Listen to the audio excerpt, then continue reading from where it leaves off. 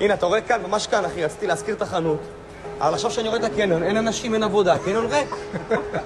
אחי, הקניון מפוצץ באנשים, מה יש לך? תגיד לי, על מה הוא מדבר? מה, הוא לא רואה טוב?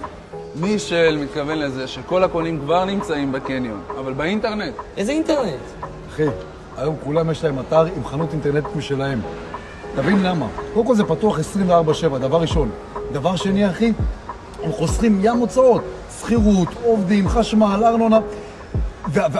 והמגוון הוא מטורף, אחי. יש לך שם מיליון מוצרים. רגע, שנייה. ואתם יודעים לעשות את זה?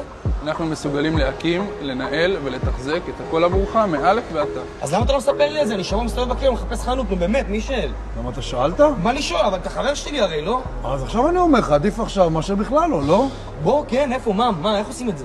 אז בוא ניקח אותך צוות, אני אכיר אותם, אנחנו עושים את זה מאלף עד תו, שתרגיש בטוח, בוא תכיר את כל הבנייה, את כל ההליך, מה אתה אומר? יאללה, בוא. עכשיו? כן, בוא, בטח עכשיו, אז מתי? טוב, בוא. דניס, תקשיב, כאן זה פאפה דיגיטל, חברת אחות שלנו. מרגע שאתה מחליט שאתה רוצה אתר עם חנות אינטרנטית משלך, אתה מגיע לכאן ודואגים לך להכל, מאלף ועד תו. פאפה דיגיטל זה בעצם one stop shop. אנחנו מתמחים באפיון ועיצוב של אתרים במיוחד בשבילך. זאת אומרת שאם אתה רוצה שנעצב ונאפיין לך אתר, אנחנו עושים את זה במיוחד שמתאים לך.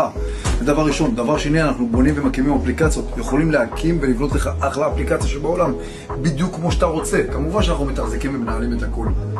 אריאל, שנראה לו גם משהו מגניב? אתה יודע מה אפשר? דניס, אנחנו רוצים להכיר את הצוות המקצועי שלנו. בוא איתנו. שלום. אוקיי, תשמע, זה צוות הניהולי של המערך הטכני שלנו. מנהל פיתוח, מעצב אתרים, מנהל סושיאל, מנהל צוות ומנהל תיקי לקוחות. כאן הכל קורה. כאן העסק שלך נבנה.